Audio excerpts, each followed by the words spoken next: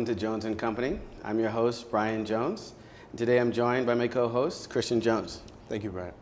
And today our special guest is Dr. Rodney Smith, the president of the University of the Bahamas. And we're very pleased to have him on the show today. Thanks for joining us. Thank you. It's a pleasure being here. Fantastic. So the University of the Bahamas is going through a transitional phase in its history, right? In its short history as a university. You having served as the longest standing president of the university, including the transitional period from the College of the Bahamas days, having served for 9 years. Is that correct? A total of 9. This, from 2014 to now, would be 8 years. Fantastic. And so at this moment, so your tenure is now coming to an end. Is that the case? In about 5 weeks, yes. In about 5 weeks, Mm-hmm. right? And so just starting off the conversation, looking at really the current dynamics, right? You are the first president of the university, and now we've appointed a new president who he's starting now in August, correct? August 1st, yes. August 1st. Mm-hmm. Can you talk to us about how this transition is going? Well, I think the transition is going exceptionally well. This is the first time, we've had several transitions for the institution. Indeed. But this is the first presidential transition that's being done, in my opinion, the way it should be done. Mm-hmm. And that is that as the outgoing president, I provided tons of notes for the incoming president, presidential transition notes. I've also been working with the incoming president in terms of making sure he's aware of things that he should be aware of. So we're in constant contact. As a matter of fact, I emailed him just yesterday as well as this morning. And so this is the kind of transition that helps an institution to stay strong and grow from strength to strength. Mm-hmm. Too many of our organizations in our country have a tendency to change leadership, and then they either undo what the previous leadership completed or started, or they want to make sure that their mark is made, and so they ignore everything that was done before. The University of the Bahamas cannot afford to do that. We are a growing institution, we're a national institution, we're an integral institution to national development, and it's important that we grow from strength to strength as opposed to starting over whenever we have new leadership. Right. And in handing over the reins of the university to the incoming president, Dr. Eric Rowland, right? That's his name, yes. Yes. And so in handing over the reins to him, so you have the support of an entire executive team and administration. How is the transition being orchestrated in the university? You mentioned you're communicating clearly, handing over notes, but it's more than just you running the university, correct? Actually, the vice presidents of the university are the strengths behind the university, the faculty and staff and students. So it has to be a collaborative approach, and we have to all take responsibility for this transition. And one of the things I've been saying to the senior administrators in particular over the past several weeks is that they are, as vice presidents, they are the advisors, they are the counselors to the incoming president or to the office of the president. And their mission, their job is to make sure that the decisions are done in the best interest of the university. And so they have to guide the new president, just like they've guided me. They have to guide the new president in terms of what kinds of decisions need to be made and how those decisions need to be made. They have the history of the institution. They are the specialists within each of their areas. They're heads of various divisions throughout the entire institution.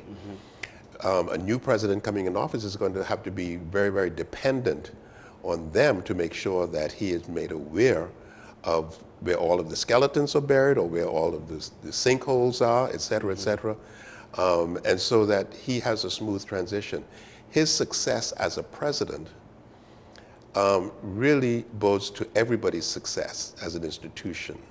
So it's up to us as the outgoing president, as well as the senior administrators, to make sure he is successful moving forward. Because like I said, his success is all of our successes. Certainly. And you mentioned that this isn't the first transition for the university. Of course, it's the first presidential transition, but you led the most significant transition in the history of the university, and that was its birth as a university, right? The transition, I would even say upgrading the College of the Bahamas to university status. And so can you talk to us a bit about, in reflection, how that process went, where the university was then compared to where it is today? Yes, and I would begin by saying that the transition from college to university really started before I got there. And so you have to give credit where credit is due. A lot of people started working on this a lot sooner. When I was here in 2004, the work had already started on it, and so I started to move in that direction to make it happen. When I came back in 2014, the University Transition Secretariat had already done their work. As a matter of fact, recruiting me was a part of their work to come back in 2014. So the transition itself, it was a major transition, but a lot of people worked to lead up to that transition. I think that, well, I don't think, but when I came back in 2014, my job was to make sure we took it over the finish line. And one of the things I always said that now people repeat back to me is that we were racing towards the starting line. What I meant by that was we had the momentum going, and the starting line was November 10th, 2016, when we actually had Charter Day, and we began to build on the university. But between 2014 and November 2016 was rocky. We had lots of challenges. Of course, once we went through the process of working with the Attorney General's office in drafting the UB bill, then we had to make sure that it was presented to all of the constituents on campus, internal as well as external, all of the unions. So we had to make sure that we went through the entire process of everybody having input into the bill itself. And then we went through a period where the council had a retreat to go through the entire bill as well. So if I were to compare how we are today to where we were then, I mentioned to somebody just recently that if I were to write down all of the challenges and obstacles that we were faced with in 2014 when I arrived, we could write a book. We could fill a book with those. Today, I think that we have created a very solid foundation for the university to continue to grow and to expand, and to be of even more value to the country. I always said that I would be ready to leave once we had a solid foundation in place. And really, to be honest with you, I did not begin to see the makings of that solid foundation in place until 2021. Beginning of 2021 was when I felt like the foundation is now stronger. So what were the components of this foundation that needed to be in place for you to be comfortable? One of them is making sure that we had a very, very strong financial administration system, accountability system.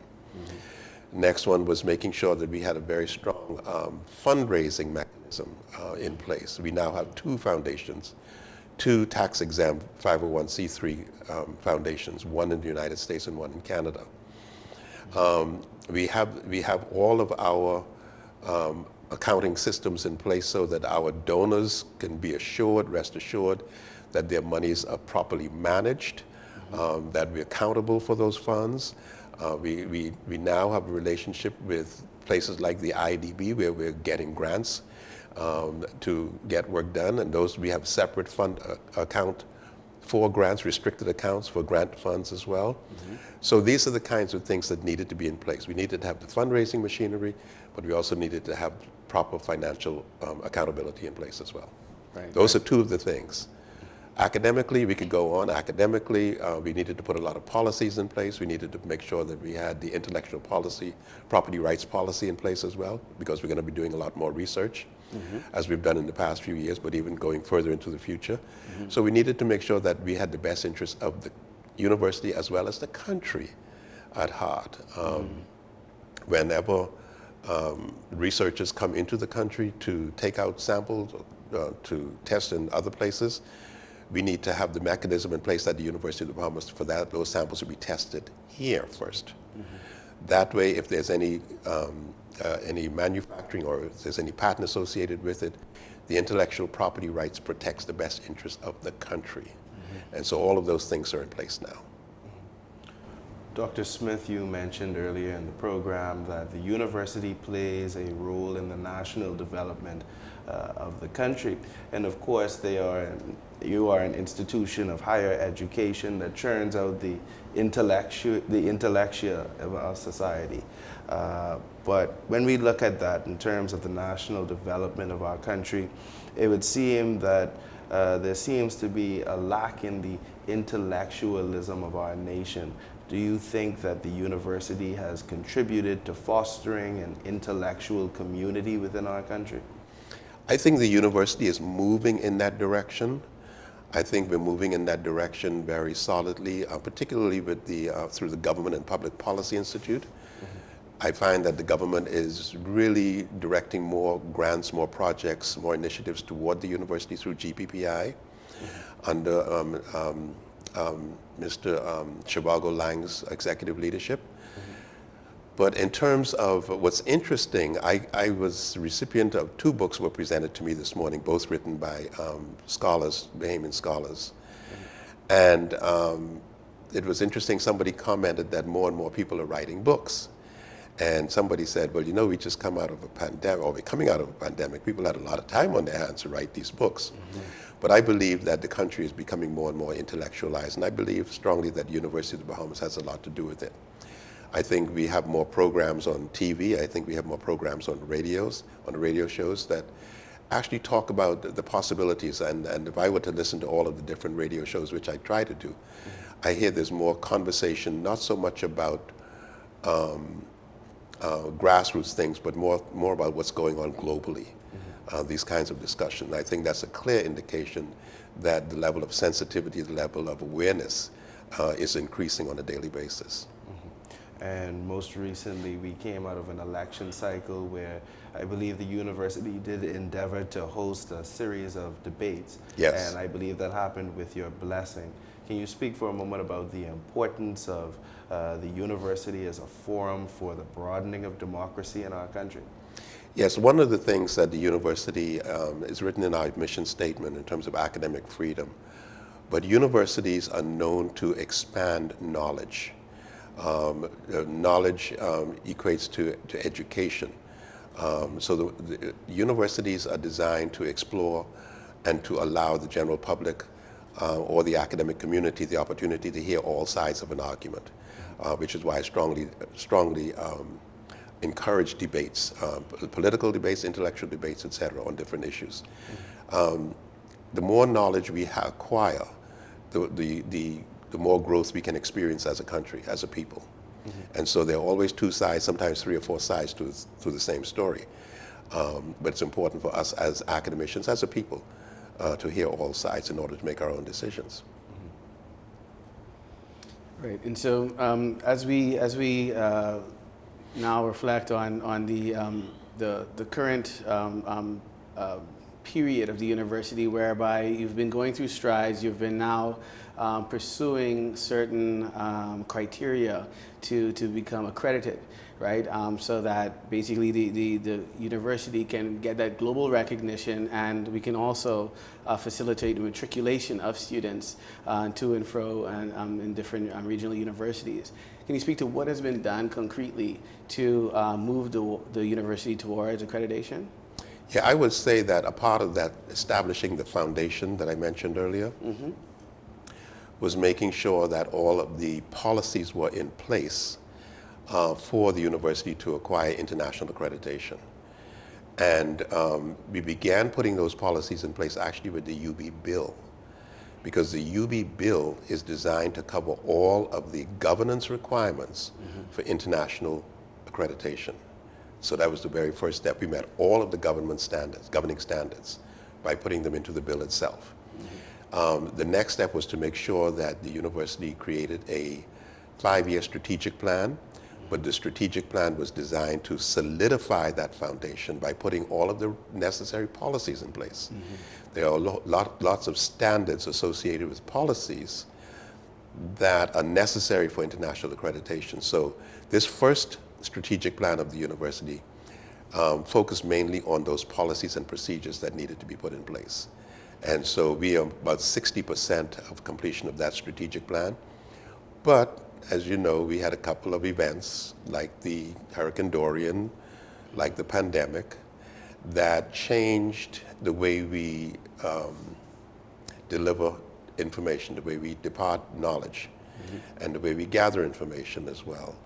And so it is time now to take that strategic plan, to revise that strategic plan moving forward, even though we're about halfway through it, is necessary for a revision to take place that involves not only all of the internal constituents of the university, but external constituents as well, and taking into consideration what's going on in a wider community, in the global community. Right. Globally, we are now looking at flexible learning pathways, which means that we are in the middle of a new industrial era, industrial revolution, that's being sparked by artificial intelligence and the wide use of technology. The model that we still have is a model that was designed under a different industrial revolution, a model of teaching that was designed in the 1800s. And so, oftentimes, unless something happens in our life or in our environment to jolt us, then we keep doing the same things over and over and over and over. Well, we're now at a point in time where we have to do things differently. Flexible learning pathways is the way to go. I participated in a global forum, I think it was last summer, where educators from 85 different countries had a conversation about what the Institute for International Educational Planning had proposed in terms of addressing Sustainable Development Goal number 4, access to education.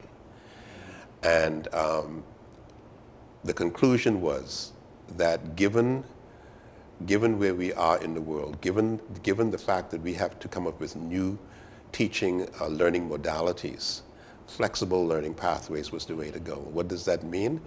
It means that we're going to see a movement away from grade levels over the next several years. We're going to see individuals, adult individuals as well, looking for certification programs, modules, things that could be stackable credits, so to speak, towards a degree.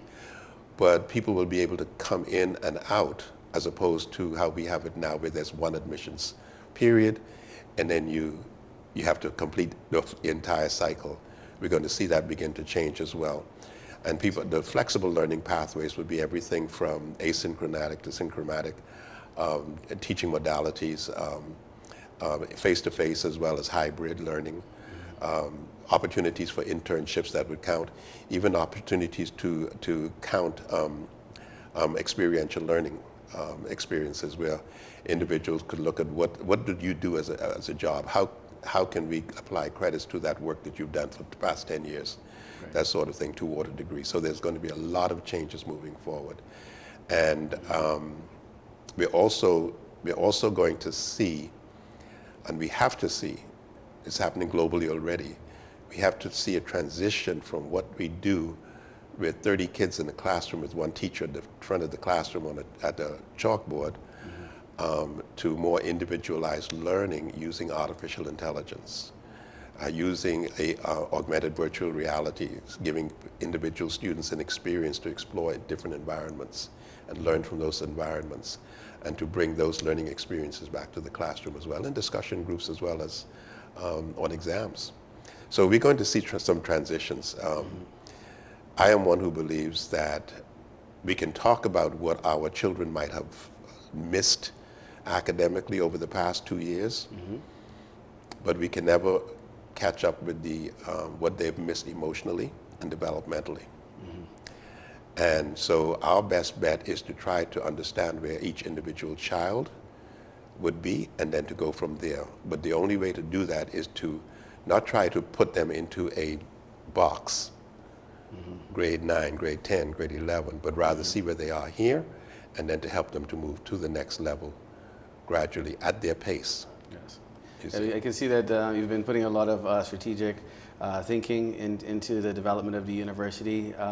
Revising the plan, I think, obviously makes sense given the dynamics. what is the connection between the university's strategic plan and the national development plan, and how do the interplay? That's a great question, and I'm glad you asked that because I was the co-chair of the National Development Plan Steering Committee along with Nicola Virgil Roll. And the university professors were some of the writers of the primers for the National Development Plan as well. As a matter of fact, a lot of the interviews were actually done by university personnel, faculty, as well as students throughout the country. And so when we think about the National Development Plan in relation to the university strategic plan, in relation to the UB bill or the UB Act, they all tie into each other. Because in order to build up a national university to the point whereby we can address the needs of the National Development Plan, we had to make sure that they both coordinated with each other. So those policies I talked about, those foundations I'm talking about, the building of a national university is designed to help to propel the National Development Plan or the national development. It's even written in our mission statement for the university to drive national development. Even the creation of the Government and Public Policy Institute, believe it or not, is a part of that same plan. Brilliant. Given the fact that we have so many things in this country, Dr. Smith, that are susceptible to change, the fact that we had a national development plan and it seems that work on it has fallen by the wayside because of an election and an administration that would have deemed it to be unnecessary. What role has politicization played, or have you during your tenure seen that there has been attempts to politicize the running of the university? You have several questions in there. Let me address one of them that I heard you say, that different political groups might have seen the National Development Plan as unnecessary.